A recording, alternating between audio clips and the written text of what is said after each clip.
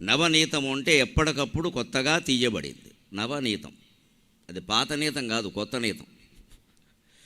అందుకే తాజావెన్న సంస్కృతంలో హయ్యంగవీనము అంట.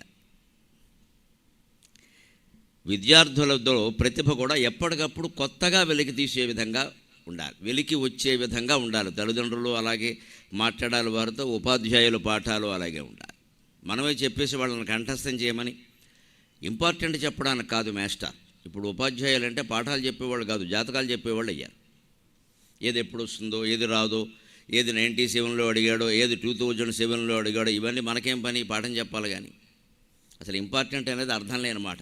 ఇంపార్టెంట్ కాబట్టే పాఠాల్లో పెట్టారు. అందులో ఇంపార్టెంట్ ఇంక వీలైనంత ఎంచుకోవడం ఇది. అందుకే ప్రతిభ నశిస్తుంది.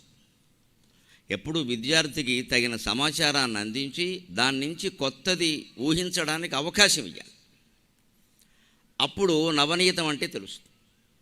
ఆ నవ్య ప్రణీత ప్రభాభవమే ఈ సకలోక వైభవము. కాబట్టి నా భాగ్యంబులా అమ్మవే, ఈ భాగ్యాలన్నీ ఆ తల్లివే అని నమస్కారం చేస్తూ మనం నేరుగా రఘువీర శతకంలోకి ప్రవేశిద్దాం. అయ్యలరాజు త్రిపురాంతక కవి అనే అద్భుతమైన కవి 108 పద్యాలతో మంచి శతకాన్ని రచించాడు. రఘువీర శతకమును, రఘువీర జానకీ నాయక అని. దానికి శ్రీమద్ ఒంటిమిట్ట రఘువీర శతకమును కూడా పేరు పెట్టాడు. ఆయన ఒంటిమిట్టవాడు కావడం వల్ల, కడప జిల్లా ఒంటిమిట్టవాడు కావడం వల్ల ఇవాళ మనకు ఆంధ్రప్రదేశ్కి భద్రాచలం ఏదంటే ఒంటిమిట్టే. అందుకని అక్కడి వాడు కావడం వల్ల అక్కడి రఘువీరుడికి అంకితంగా ఆయన నామాన్నే మకుటంగా చేసుకుని మంచి శతకాన్ని మనకు అందించాడు. సరే, రామనవమి, వసంతోత్సవాలు, నవరాత్రులు, పాంచాన్నికాలు జరుగుతూనే ఉన్నాయి కాబట్టి ఆ శతకం అయితే బాగుంటుంది అని కార్యకర్తలు నేను అనుకున్నాం. దాని ద్వారా మనం ఆధునిక సమాజానికి మంచి సందేశము ఇవ్వచ్చు, హిందూ ధర్మ ప్రచారము చేయొచ్చు. ముఖ్యంగా మాటల్లో సత్యం, చేతల్లో ధర్మం, మనస్సులో భక్తి ఉండే విధంగా యువతరాన్ని తయారు చేయొచ్చు అనేటువంటి ఉద్దేశంతో ఈ శతక ప్రవచనాన్ని ప్రారంభిస్తుంది. రఘువీర శతకం రచించిన అయ్యలరాజు త్రిపురాంతక కవికి తిప్పన్న అని మామూలుగా వాడుక పేరు. తెలుగులో చాలా మంచి పేర్లు ఉండేవి. ఇంత త్రిపురాంతకుడు ఉంటే సంక్షిప్తం ఏమిటంటే తిప్పన్న. ఎబ్రివేషన్ అనేది తెలుగులో విచిత్రంగా ఏర్పడుతుంది. ఆంధ్రప్రదేశ్ని ఆంప్రా అంటున్నామంటే మనకి ఎబ్రివేషన్ తెలియదని అర్థం. ఆంధ్రప్రదేశ్కి సంక్షిప్త రూపం ఏమిటంటే ఆంధ్ర, ఆంప్రా కాదు. అది ఆంప్రా అంటే అది యాంప్రో గ్లూకోజ్ బిస్కట్ అవుతుంది. ఈ ఆలోచన విధానంలోనే మార్పు రావాలి. ఇదంతా అనుకరణ. ఇంగ్లీషు వాడు ఎవడో వాడికి ఏదో ఉంటే దానికి ఆ మొదటి అక్షరాలు తీసుకుని కలిపినట్టుగా మనం కూడా కలిపిస్తే విచిత్రమైన పేర్లన్నీ తయారవుతాయి. ఎప్పటికీ ఎవరికీ అర్థం కాదు. రామచంద్రమూర్తి అనేవాడికి సంక్షిప్తనామం ఏమిటంటే పల్లెటూళ్ళలో ఎవరికైనా రామచంద్రమూర్తి అని పేరుంటే అతని సంక్షిప్తనామం అంటే రాంబాబు, అంతే లెక్క. దాన్ని ముద్దు పేరు అంటారు. వాళ్ళ అమ్మ అతను రామచంద్రమూర్తి అని పిలవదు, రాంబాబు ఉంటుంది. అదే సంక్షిప్తనామం. తెలుగులో సంక్షిప్తనామాలు మొత్తం పేరులో ఉండేటువంటి పదాలలో ఏదో ఒక ముఖ్య పదాన్ని లేదా 1-2 పదాలను తీసుకుని కలిపి ఏర్పడతాయి. కానీ మొదటి అక్షరాలు కలపరు. ఈతు ఆదన అయిపోవా అని మా చిన్నతనంలో చెప్పేవారు, దిక్కులు గుర్తుపెట్టుకోవడానికి. ఒక ఉత్తరం, ఈశాన్యం, తూర్పు, ఎప్పటికీ ఈ దిక్కుమాలిన మాట వల్ల గుర్తుండేది కాదు. ఊ ఏమిటి, ఈ ఏమిటి, అందులో 2 ఈలు 2 ఊలు లేవు కాబట్టి సరిపోయింది. రెండోది ఉంటే సమస్య ఏమిటి? అంచేత గుర్తుపెట్టుకుందుకు విధానాలు ఎప్పుడు తెలుగులో సంక్షిప్తం ఎలా ఉంటుందంటే ఇది త్రిపురాంతక కవి, త్రిపురాంతకుడు అనంత పేరుంటే తిప్పన్న. అలాగే తెలుగు పదాలు ఏర్పడతాయి ఖచ్చితంగా. నన్నయ్య, నన్ని, అయ్య. నన్ని అంటే అందమైన వాడు అని అర్థం. నన్ని అంటే అందమైన అని అర్థం. ఊరికి వాళ్ళ అమ్మ ఏమి తెలియకుండా నన్నయ్య, తిక్కయ్య అని పేరెడుతుందా? అలాగే తిక్కన్న కాదు, తిరుకన్న. తిరు అంటే శ్రీ, లక్ష్మీ సమేతుడు అని అర్థం. ఇప్పటికీ తమిళనాడులో తిరు శబ్దాన్ని శ్రీ అనే అర్థంలో వాళ్ళ పట్టుదల, వాళ్ళ భాషలో వాడతారు, వాళ్ళు శ్రీ వాడరు. మనం ఎన్నో కోల్పోయాం, అందులో ఈ తిరు కూడా కోల్పోయాం. తిరుపతి మనదే, తిరుమల మనదే, కానీ తిరు మనం వాడాం, అది వాళ్ళు వాడతారు. భాషాభిమానం దానికి చాలా ప్రధానం. తిరుకన్న అంటే శ్రీ సమేతుడు, లక్ష్మీ సమేతుడు అని అర్థం. దానికి తెలుగు మాట అది తిరుకన్న. ఆ తిరుకన్న పలుకుబడిలో తిరకన్న అయింది, రాకూడదు పోయి తిక్కన్న అయింది. ఇక అక్కడి నుంచి ఈయన కొంచెం తిక్క అని మొదలుపెట్టారు.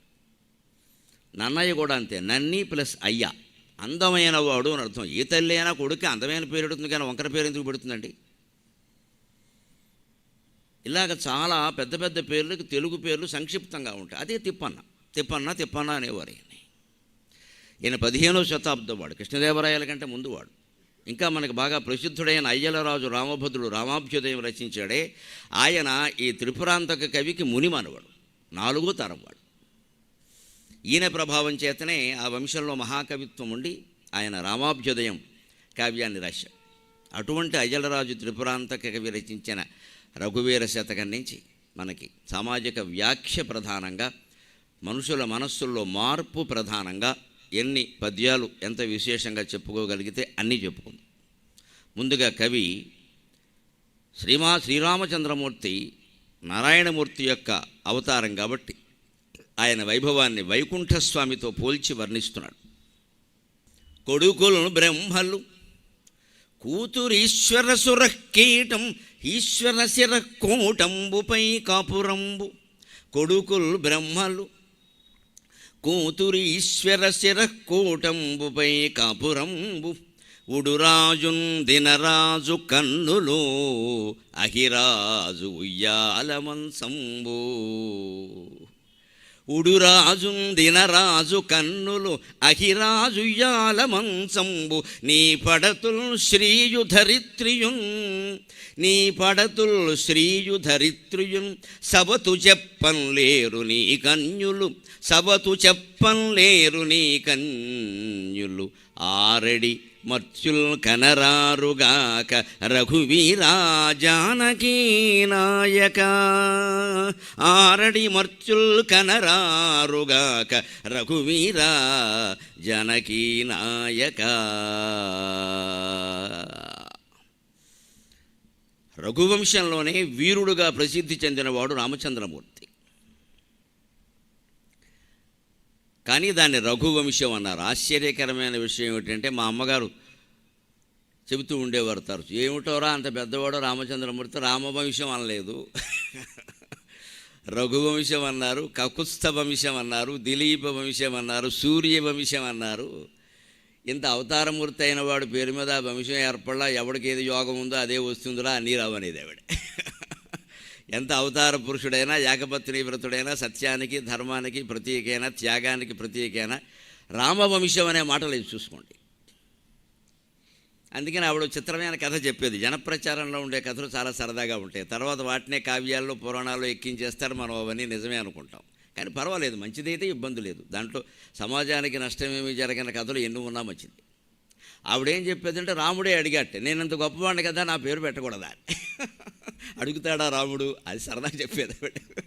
ఇంత గొప్పవాడిని కదా రామవంశం అని అనడం ఏమిటో రఘువంశం అంటే, వాళ్ళ అమ్మగారు కౌశల్య చెప్పుదాను, నీ తలకాయ రఘుమహారాజు గురించి నీకేం తెలుసు, ఏదో అనుకుంటున్నావు, నువ్వు గొప్పవాడివి అని ఆయన చేసిన మహాదానాలు ధర్మాల గురించి చెప్తే, రామచంద్రమూర్తి ఇంకా నేను అన్నీ చేయలేదు, అవి చేశాక నా పేరు పెట్టుకుందరు కానీ అన్నట్టు. తన పూర్వుల గొప్పతనాన్ని సంపూర్ణమైన వినయంతో అంగీకరించినటువంటి మహానుభావుడు రామచంద్రమూర్తి. ఆ వినయం ముందు యువతరం బాగా నేర్చుకోవాలి. మన పెద్దల గొప్పతనాన్ని మనం అంగీకరించాలి. ఇవాళ భారతదేశం మళ్ళీ విశ్వగురువు అవుతుంది అంటారు. అవుతుందో కాదో పక్కనెట్టండి. అసలు ఇదివరకు అయ్యింది అనే విషయం దాని ద్వారా నిరూపణ అవుతుంది. కనీసం ఒకప్పుడు అయింది అన్నమాట. ఎందుకు అయింది? ఇలాంటి వాళ్ళ వల్ల అయింది. త్యాగం వల్ల అయింది, సత్యం వల్ల అయింది, ధర్మం వల్ల అయింది, భక్తి వల్ల అయింది, జ్ఞానం వల్ల అయింది, వైరాగ్యం వల్ల అయింది. అందుకని భౌతిక సంపదల వల్ల కాలేదు. అందుకనే మనం ఆనందం ఎక్కడి నుంచి పొందుతామంటే, భగవద్వైభవాన్ని వర్ణించుకుంటూ మనస్సులో ఆనందించడమే మనకి బాగుంటుంది మన సంపదల కంటే. ఇటీవల పత్రికల్లో ఓ ప్రత్యేకమైన అధ్యయనం వచ్చింది, ఆనంద సూచిక అని వచ్చింది. ఏ దేశంలో పౌరులు ఎక్కువ ఆనందంలో ఉన్నారో అని మొత్తం ఏదో 150 దేశాలు వరుసగా పట్టిక తయారు చేస్తే మన దేశం నెంబరు అంకె 126. మొదట్లో అమెరికా, ఆస్ట్రేలియా, ఇంకేదో ఫిన్లాండు, అదర్లాండు అన్నీ ఉన్నాయి. ఐర్లాండు, ఐస్లాండు, నెదర్లాండు ఇవన్నీ ఉన్నాయి. నేను అది మొత్తం చదివి అసలు ఆనంద సూచిక వీళ్ళు తయారు చేసేయడానికి వీళ్ళకు ఉండేటువంటి ప్రమాణాలు ఏమిటి, మనుషులు ఎవరు ఆనందంగా ఉన్నారు అని చేశారు. బాగానే ఉంది, మంచిది. ఆనందం అంటే ఏమిటి? ఆనందానికి ఒక నిర్వచనం ఇచ్చి, అలా ఆనందంగా ఉన్నవాళ్ళు ఎవరు అని మీరు విచారణ చేయాలి. అంటే ఆనందానికి మీ నిర్వచనాలు ఏవో మీరు అనుకున్నవేవో మీకు పెట్టేసుకుని బాగా అందంగా ఉంటే ఆనందంగా ఉన్నట్టు లెక్క అని అందంగా ఉన్నారు, అందంగా ఉన్నవాళ్ళు ఈ దేశంలో ఎక్కువ లేరు కాబట్టి ఆనందంగా లేరంటే ఒక్క మాట సత్యం తెలుసుకోవాలి మనం. అందంగా ఉన్న వాళ్ళందరూ ఆనందంగా ఉంటారో లేదో మనం చెప్పలేం, కానీ ఆనందంగా ఉన్న ప్రతివాడు అందంగా ఉంటాడు ఖచ్చితంగా. అందానికి నిదానం ఆనందం, కానీ ఆనందానికి నిదానం అందం కాదండి. అందమే ఆనందం, ఆనందం జీవితం అకరం, అది సినిమా పాట, నిజం కాదు అది. అందం ఆనందం అని చెప్పలేం. అందం శాపం అయిపోయిన వాళ్ళు చాలామంది ఉన్నారు. ద్రౌపదీదేవికి ఆవిడ అందం శాపం అయిపోయింది. అంత అందంగా లేకపోతే సుఖంగా ఉండేది ఆవిడ. అందుకే భార్య రూపవతి శత్రుహు అన్నారు, మన్నింతులు కాక. విషయం ఇదే, ఇంతకంటే ఇలా ఆవిడ బాగానే ఉంటుంది, వీడికి అనుమానంతో చచ్చిపోతూ ఉంటాడు. అనుమానించాల్సిన అవసరం లేకపోతే సుఖంగా వాడి పనిలో వాడు ఉంటాడు, గొడవలేదు. అయితే శత్రువు ఎలా అవుతుందండి అందంగా ఉంటే, కావాలని చేసుకుంటూ ఉంటే? ఆవిడ బాగానే ఉంటుంది, నేను వీడి తినగా ఉండడు. అందుకని చాలామందికి అందం శాపమైంది. మరి అందం ఆనందం ఎలా అవుతుంది? ఆనందానికి నిజమైన సూచిక మానసికమైన తాత్వికమైన ఆనందం, భౌతిక ఆనందం కాదు. వారికి అమెరికా కానీ, ఆస్ట్రేలియా కానీ, ఫిన్లాండ్ కానీ, నెదర్లాండ్ కానీ ఇంకేదైనా గొప్ప ఆనందంలో ఉన్నాయని, భారతదేశం 120వ స్థానంలో ఉందని ఎందుకు అనిపించిందంటే భౌతికమైన సౌకర్యాలు సుఖాలకే వారు ప్రాధాన్యం ఇచ్చారు. తత్వజ్ఞానానికి రవ్వంత కూడా ప్రాధాన్యం ఇవ్వాలి. ఇక ఆనందం ఎలా తెలుస్తుంది? 126లో ఉంటే మనకే, 150లో ఉంటే మనకే. మనం ఆనందం గురించి అలా చెప్పలా. విష్ణుమూర్తి నిత్యానందంలో ఉంటాడు. ఎందుకంటే అంత వైభవం మరెవరికీ లేదు. కొడుకులు బ్రహ్మలు, ఈ సృష్టికంతటికీ మూలమైనటువంటి బ్రహ్మ ఆయన కుమారుడు. తండ్రి మాట కొడుకు జవదాడనట్టే రామాయణం ప్రకారం విష్ణుమూర్తి ఎలా సృష్టి చేయమంటే అలా చెయ్యాలి బ్రహ్మ. అందుకని ఆయన వైభవం నడుస్తున్నట్టేగా. పైగా బ్రహ్మదేవుడికి, దేవతలకు ఏ కష్టం వచ్చినా బ్రహ్మదేవుడి దగ్గరికి పెడతారు, సురజ్యేష్ఠ పితామహ అని. ఈ సురజ్యేష్ఠుడు ఎక్కడికి వెడతాడు? అంతకంటే జ్యేష్ఠుడి దగ్గరికి వెడతాడు. ఈయనేవి సొంతంగా నిర్ణయాలు తీసుకోడు, ప్రతి పురాణంలోనూ ఉండేది. ఈయన మొత్తం సైన్యాన్ని వేసుకుని అక్కడికి వెడతాడు. ఆయన కూడా ఏమి వెంటనే నేను వచ్చేస్తున్నాను అనడం, అదేం కుదరదు. అక్కడ చెప్తాడు, మీరు ఆగాలి అబ్బాయి అంటాడు. ఆగాలి అంటే అర్థం ఒక కల్పం. ఇప్పుడు తెలియలేదు కాదు ఇది. ఎందుకంటే అవతల వాడి పాపం కూడా పండాలి, వాడి కర్మఫలం వాడు అనుభవించే యోగం రావాలి. రాకుండా దేవుడు కూడా ఏం చేయలేడు. వాడిని సుఖపెట్టను లేడు, దుఃఖపెట్టను లేడు. అంటే రావణాసురుడు లాంటి వాడిని చంపాలి అంటే కొంతకాలం ఆగాలి, వాడు పాపం పండాలి అన్నాడు. అంతవరకు వాడు వైకుంఠం మీద దాడి చేస్తే ఈయన తప్పించుకున్నాడు, వాడికి కనపడకుండా అదృశ్యమయ్యాడు. అంతేగాని ఆయన యుద్ధం చేసే ప్రయత్నం చేయాలి, చేస్తే ఓడిపోతాడు. ఎందుకంటే వాడుకున్న శక్తి అటువంటిది. ఆ సమయంలో వాడిని గెలవలేరు. ఇప్పుడు ఇక్కడ రావణాసురుడు దండయాత్ర చేయగానే వాడికి కనిపించినంత మాత్రాన, అదృశ్యమైనంత మాత్రాన విష్ణుమూర్తి పిరికివాడా? విశ్వనాథ సత్యనారాయణ గారి కల్పవృక్షంలో లంకానగరం, సుందరకాండలో లంకానగరాన్ని వర్ణిస్తూ పుష్పక విమానాన్ని వర్ణిస్తారు. అది తెల్లగా ఎలా మెరిసిపోతూ ఉంటుంది. దానికి ఆయన ఏం చెబుతాడు కారణం అంటే, వీడు వైకుంఠం మీద దండయాత్ర చేశాడు కదా, విష్ణుమూర్తి కనపడలేదు, ఆ శేషపాను పొంది దాన్ని బట్టుకొచ్చి ఇక్కడ బారేశాడు, అదే పుష్పక విమానం అంటే. మరి శత్రువు కనపడపోతే వాడు వస్తువులు పట్టుకొస్తారు కదా కోపం వచ్చి. అందుకని విష్ణుమూర్తి కనపడలేదు. ఎందుకు ఆయన కనపడ? అదృశ్యో వ్యక్తరూపస్య సహస్రజిత్ అనంత జితు. ఆయన అదృశ్యంగా, వీడికి కనపడలేదు కానీ అక్కడ లేకుండా లేడు ఆయన. మనకి ఏదో కళ్ళజోడు పెట్టుకుంటే కానీ కట్టుకున్న వాళ్ళు కనపట్ల, మన కళ్ళు కళ్ళ ఇక్కడ. ఎవరు నువ్వు అడుగుతున్నావు ఇక్కడ? కళ్ళజోడు పెట్టకపోతే కట్టుకున్న వాళ్ళు కనపట్ల, ఏం కనపడతాయండి మనకి? మనకు కనపడకపోతే లేనట్టే. లేరు అని వాడు అనుకున్నాడు, వాడు అజ్ఞానం కారణంగా. ఆయన అక్కడే ఉన్నాడు.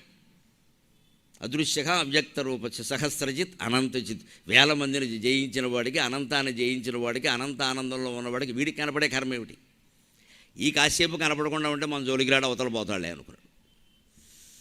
అందుకే ఆయన అంటాడు విశ్వనాథ సత్యనారాయణ గారు, ఆయన కనపడలేదు, వీడు కోపం వచ్చింది, ఆ ఆరిశేషుడు ఉన్న పడంగా పైకెత్తి పట్టుకొచ్చి ఇక్కడ బారేశాడు. పొన్న పొన్న పండు వెన్నెలలో పుక్కిలుచుండే అంటాడు. అందుకే వెన్నెలలో పుక్కిలిస్తున్నాడు వీడు అంటాడు. పుష్పక విమానం నుంచి తెల్లటి కాంతులు వస్తున్నాయట. అది ఎలా ఉందంటే ఆదిశేషుడు వెన్నెలలో పుక్కిలిస్తున్నట్టుగా ఉందట. ఆదిశేషుడు ఎక్కడికి ఎందుకు వచ్చాడంటే దానికి కారణం చెప్పాలి కదా. అందుకని ఆయన వైకుంఠం మీద దాడి చేశాడు కదా, ఆయన కనపడకపోయేసరికి శత్రువు ఆస్తి ఏదైనా పట్టుకురావాలని ఆ శేషునుండి పడంగా ఎత్తుకొచ్చి ఇక్కడ బారేసి ఉంటాడు, అదే పుష్పక విమానం అని. ఇది ప్రజ్ఞ, ఇది నవనీతం, ఇది నవ్యప్రణీత ప్రభాభవం. అందుకే నా సకలోక వైభవ సనాథము రామకథను రచించేదని అన్నాడు ఆయన. మదికి ఉదాత్త కల్పనల మక్కువ కలిగిన అన్నాడు. నీకు ఉదాత్తమైన కల్పన నీకు ఇష్టమైతే ఈ కావ్యం చదువు, లేకపోతే తినకు. బూర్లు ఎరగనివాడు, గారెలు ఎరగనివాడు పిండి వంటలతో తినకూడదు. అథవా అర్భకం, ఓ దోశ, ఓ ఇడ్లీ తక్కువ ఎక్కువ, 2 ఇడ్లీ ఎక్కువ, ఒకటికి 1.5 ఇడ్లీ తిని ఊరుకోవాలి. వాడి కల్పవృక్షం ఏమర్థమైతే వస్తుంది? మనకు అర్థం కాకపోతే ప్రాచీన కవులందరూ మనకి తెలిసేలాగా రాయాలి అనుకోకూడదు, చాలా తప్పు. మనం దాన్ని అర్థం చేసుకునే ప్రయత్నం చేయాలి, మనం ఎదగాలి, ఆ ఊహాశక్తిని పిల్లల్లో పెంచాలి. అందుకని సాక్షాత్తు సృష్టికి మూలమైన బ్రహ్మయ్యన కొడుకు, పోనీ కూతురు ఏమైనా తక్కువ సంబంధం, వాళ్ళ పిల్లలకి సంబంధాలు చూడాలంటే చచ్చిపోతున్న పెద్ద పని అయిపోతుంది. ఇక్కడ మనం ఎన్ని చూసినా వాళ్ళకి నచ్చవు, అలాగని వాళ్ళు చేసుకున్నారా మనం గోతులో బండి ఎట్టే లెక్క.